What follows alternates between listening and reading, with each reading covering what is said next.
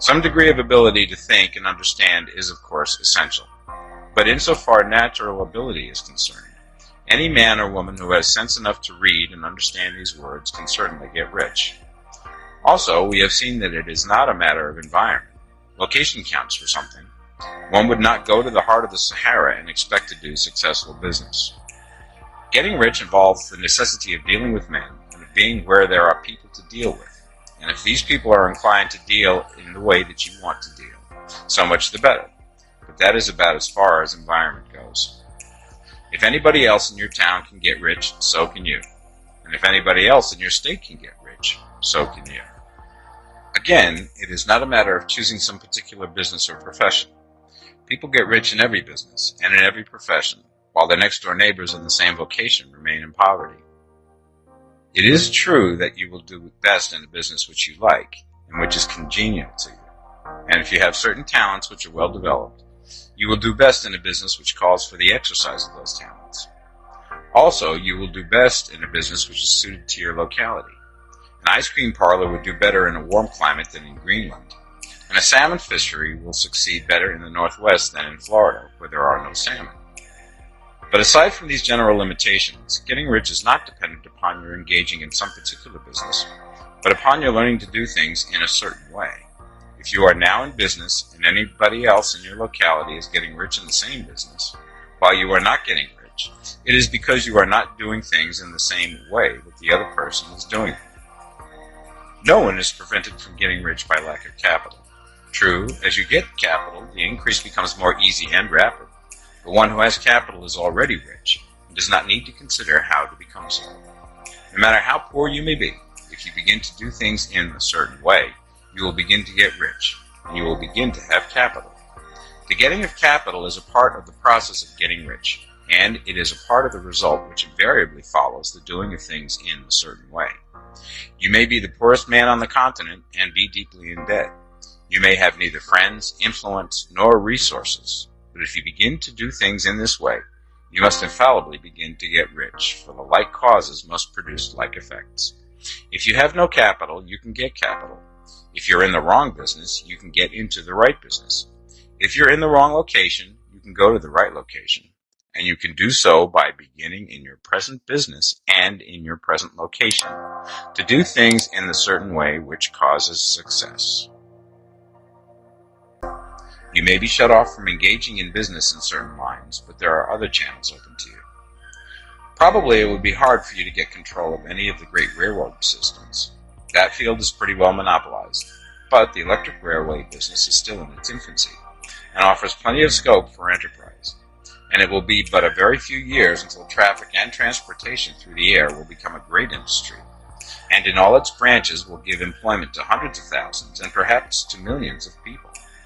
Why not turn your attention to the development of aerial transportation, instead of competing with J.J. Hill and others for a chance in the steam railway world? It is quite true that if you are a working man in the employ of the Steel Trust, you have very little chance of becoming the owner of the plant in which you work. But it is also true that if you will commence to act in a certain way, you can soon leave the employ of the Steel Trust. You can buy a farm from 10 to 40 acres and engage in business as a producer of foodstuffs. There is great opportunity at this time for men who will live upon small tracts of land and cultivate the same intensively. Such men will certainly get rich.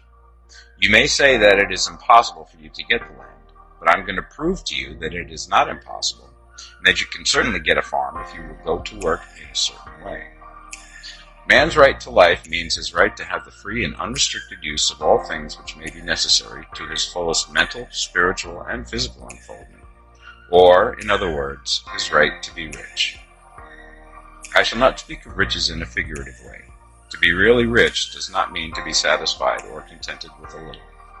No man ought to be satisfied with little if he is capable of using and enjoying more. The purpose of nature is the advancement and unfoldment of life, and every man should have all that can contribute to the power, elegance, beauty, and richness of life. To be content with less is sinful.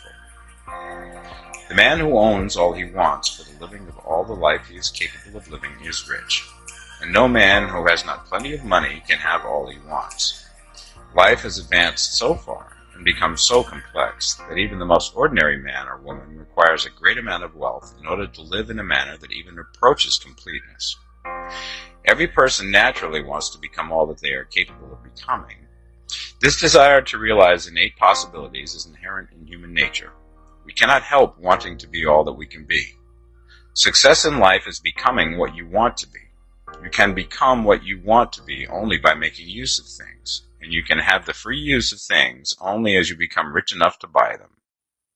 To understand the science of getting rich is therefore the most essential of all knowledge. There is nothing wrong in wanting to get rich. The desire for riches is really the desire for a richer, fuller, and more abundant life, and that desire is praiseworthy.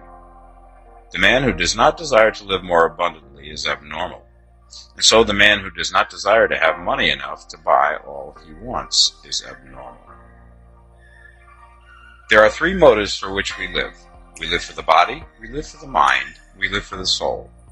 No one of these is better or holier than the other. All are alike desirable, and no one of the three, body, mind, or soul, can live fully if either of the others is cut short of full life and expression. It is not right or noble to live only for the soul and deny mind or body, and it is wrong to live for the intellect and deny body or soul. We are all acquainted with the loathsome consequences of living for the body and denying both mind and soul, and we see that real life means the complete expression of all that man can give forth through body, mind, and soul. Whatever he can say, no man can be really happy or satisfied unless his body is living fully in every function, and unless the same is true of his mind and his soul. Wherever there is unexpressed possibility or function not performed, there is unsatisfied desire. Desire is possibility seeking expression or function seeking performance. Man cannot live fully in body without good food, comfortable clothing, and warm shelter, and without freedom from excessive toil. Rest and recreation are also necessary to his physical life. He cannot live fully in mind without books and time to study them, without opportunity for travel and observation, or without intellectual companionship. To live fully in mind, he must have intellectual recreations and must surround himself with all the objects of art and beauty he is capable of using and appreciating. To live fully in soul, man must have love, and love is denied expression by poverty. A man's highest happiness is found in the bestowal of benefits on those he loves. Love finds its most natural and spontaneous expression in giving. The man who has nothing to give cannot fill his place as a husband or father, as a citizen or as a man. It is in the use of material things that a man finds full life for his body, develops his mind, and unfolds his soul. It is therefore of supreme importance to him that he should be rich. It is perfectly right that you should desire to be rich. If you are a normal man or woman, you cannot help doing so. It is perfectly right that you should give your best attention to the science of getting rich, for it is the noblest and most necessary of all studies. If you neglect this study, you are derelict in your duty to yourself, to God, and humanity, for you can render to God and humanity no greater service than to make the most of yourself. There is a science of getting rich. There is a science of getting rich, and it is an exact science, like algebra or arithmetic. There are certain laws which govern the process of acquiring riches. Once these laws are learned and obeyed by any man, he will get rich with mathematical certainty. The ownership of money and property comes as a result of doing things in a certain way. Those who do things in this certain way, whether on purpose or accidentally, get rich, while those who do not do things in this certain way, no matter how hard they work or how able they are, remain poor. It is a natural law that like causes always produce like effects, and therefore any man or woman who learns to do things in this certain way will infallibly get rich. That the above statement is true is shown by the following facts. Getting rich is not a matter of environment, for if it were, all the people in certain neighborhoods would become wealthy. The people of one city would all be rich, while those of other towns would all be poor. Or the inhabitants of one state would roll in wealth, and those of an adjoining state would be in poverty. But everywhere we see rich and poor living side by side in the same environment, and often engaged in the same vocations. When two men are in the same locality and in the same business, and one gets rich while the other remains poor, it shows that getting rich is not primarily a matter of environment. Some environments may be more favorable than others, but when two men in the same business are in the same neighborhood, and one gets rich while the other fails, it indicates that getting rich is the result of doing things in a certain way. And further, the ability to do things in this certain way is not due solely to the possession of talent, for many people who have great talent remain poor, while others who have very little talent get rich. Studying the people who have gotten rich, we find that they are an average lot in all respects, having no greater talents and abilities than other men. It is evident that they do not get rich because they possess talents and abilities that other men have not, but because they happen to do things in a certain way. Getting rich is not the result of saving or thrift. Many very penurious people are poor, while free spenders often get rich. Nor is getting rich due to doing things which others fail to do. For two men in the same business often do almost exactly the same things, and one gets rich while the other remains poor or becomes bankrupt. From all these things, we must come to the conclusion that getting rich is the result of doing things in a certain way. If getting rich is the result of doing things in a certain way, then any man or woman who can do things in that way can become rich, and the whole matter is brought within the domain of exact science. The question arises here whether this certain way may not be so difficult that only a few may follow it. This obituary can become your vision of the kind of person you wish to be and the kind of values that you wish to live by. No one is perfect, and we all have a long way to go in living our lives consistent with our highest values. But the very exercise of writing out your obituary will exert a powerful influence on everything that you do thereafter. Both consciously and unconsciously, you will be drawn toward living and acting more and more like the person you described in that final testament. Organize your values. Once you've decided upon your values, your work is not over. Now you have to organize your values by priority. You have to decide which value is more important and which value is less important. If you wrote out each of your values on small squares of paper, and then you had to throw away all the squares but one, which one would you keep? This then becomes your foremost value, the one that takes precedence over all the others. Which would be your second most important value? Your third, your fourth, and so on. Your order of priority is extremely important in determining the kind of person you are and the kind of life you live. Many people organize their values with number 1 being God, number 2 being their family, number 3 being their health, number 4 being their career, and perhaps number 5 being success. A person with this order of values is saying that, when push comes to shove, I will always favor the higher order value over the lower order value. Values order forces you to choose. If your family comes before your health or your work, you would always sacrifice your health or your work for the well-being of your family. If your order of values was changed and your work or financial success came before your health, you would be saying that you would sacrifice your health if that was necessary to get ahead in your career. I have known businessmen who put career success ahead of their families in their order of priority. This is a good choice, but in reality, integrity is more than a value. It is the one value of mind that assures or guarantees all the other values that you select. The economic and personal results of individuals and corporations with clear values always tend to be far superior to those of companies and individuals whose values are vague or unclear. Clarify your personal values. Your starting point toward higher self-confidence and personal greatness is to, first of all, clarify your values for yourself. It is for you to decide for yourself the values that you believe in. What do you stand for? And even more, what will you not stand for? What values do you espouse that you are willing to sacrifice for?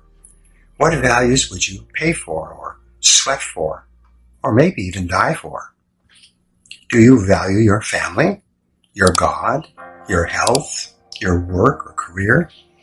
Do you value principles such as freedom, liberty, compassion for the less fortunate, or reverence for life? Do you believe in honesty and truth and sincerity, and hard work and success. Whatever your values are, think them through and write them down. Who do you most admire? A useful exercise is for you to think of the men and women, living and dead, whom you most admire. What qualities or attributes of these people do you consider the most important? If you could be like any one of these people, which of their qualities would you most want to emulate? When you look around you at the people you admire, what qualities of these people do you consider to be the most important?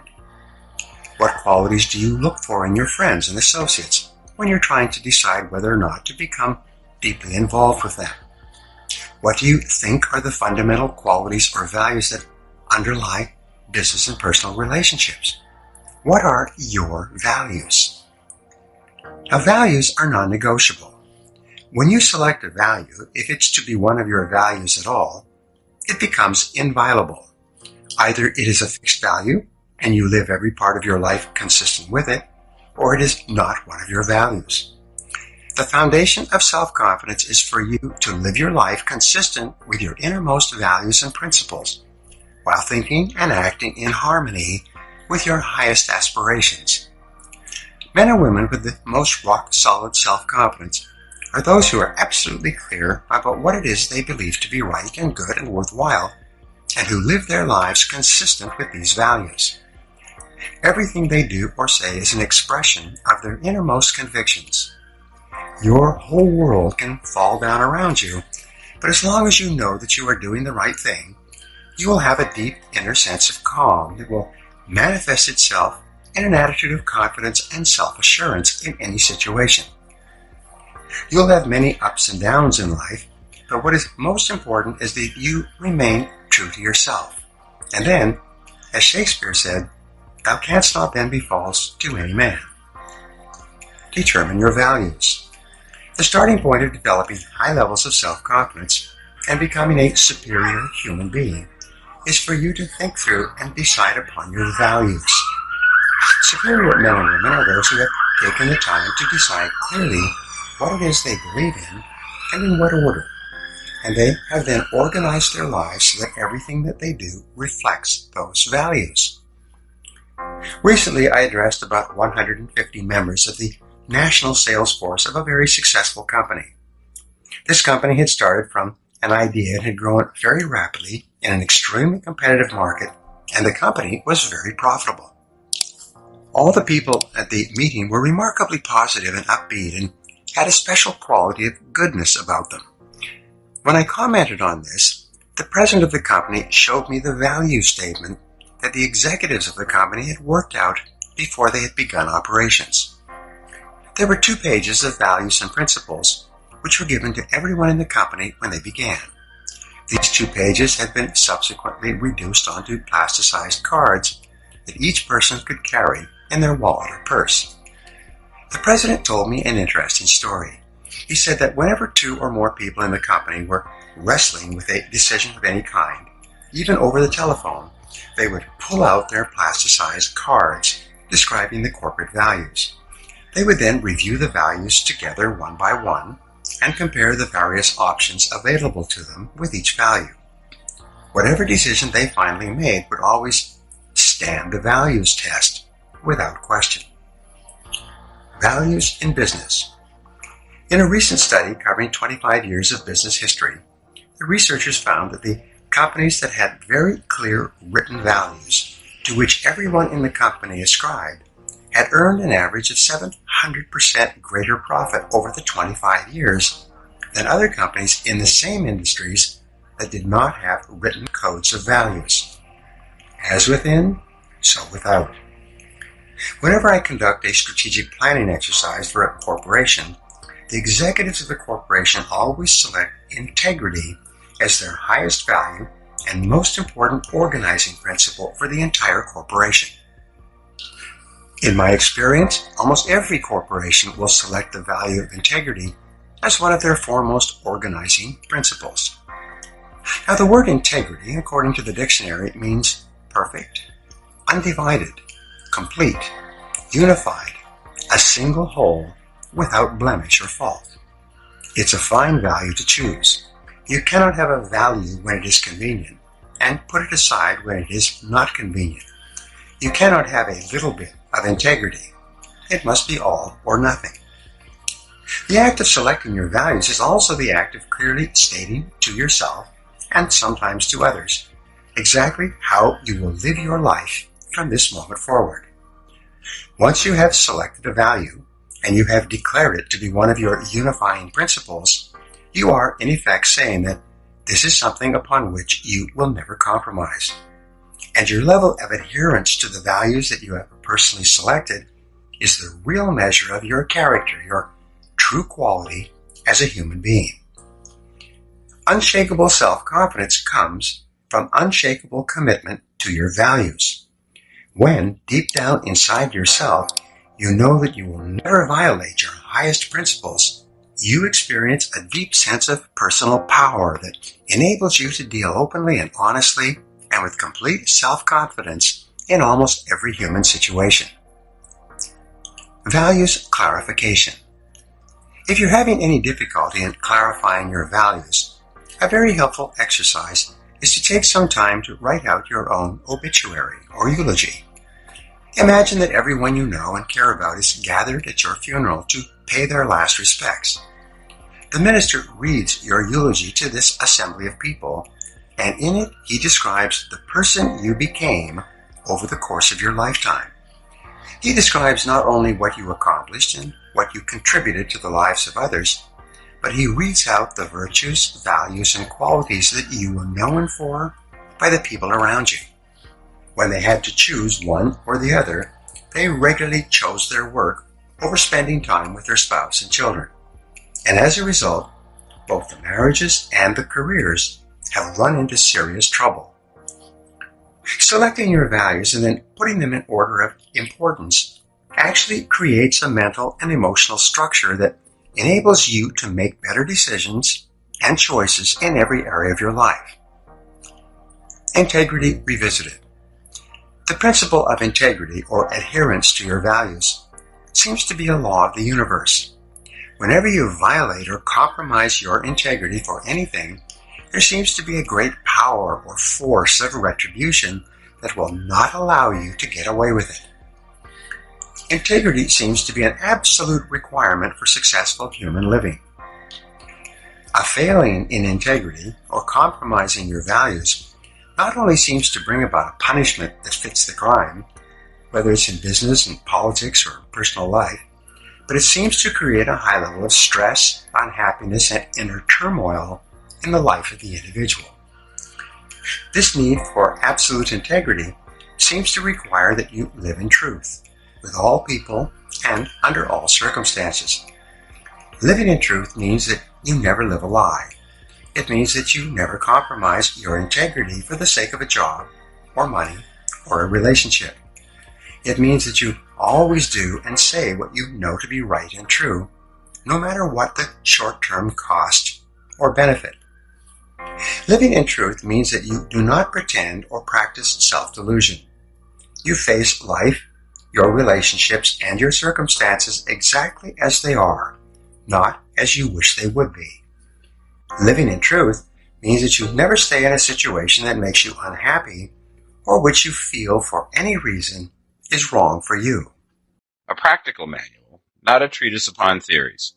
It is intended for the men and women whose most pressing need is for money, who wish to get rich first and philosophize afterward.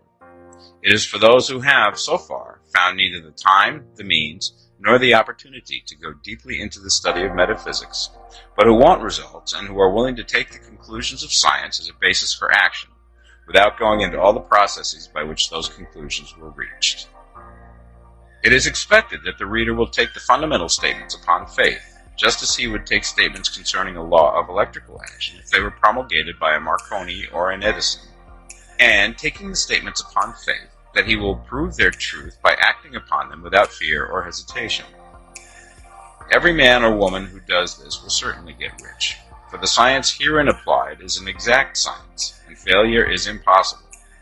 For the benefit, however, of those who wish to investigate philosophical theories and so secure a logical basis for faith, I will here cite certain authorities. The monistic theory of the universe, the theory that one is all and that all is one, that one substance manifests itself as the seeming many elements of the material world, is of Hindu origin and has been gradually winning its way into the thought of the Western world for 200 years. It is the foundation of all the Oriental philosophies and of those of Descartes, Spinoza, Leibniz, Schopenhauer, Hegel, and Emerson. The reader who would dig to the philosophical foundations of this is advised to read Hegel and Emerson for himself. In writing this book, I have sacrificed all other considerations to plainness and simplicity of style, so that all might understand. The plan of action laid down herein was deduced from the conclusions of philosophy. It has been thoroughly tested and bears the supreme test of practical experiment. It works. If you wish to know how the conclusions were arrived at, read the writings of the authors mentioned above.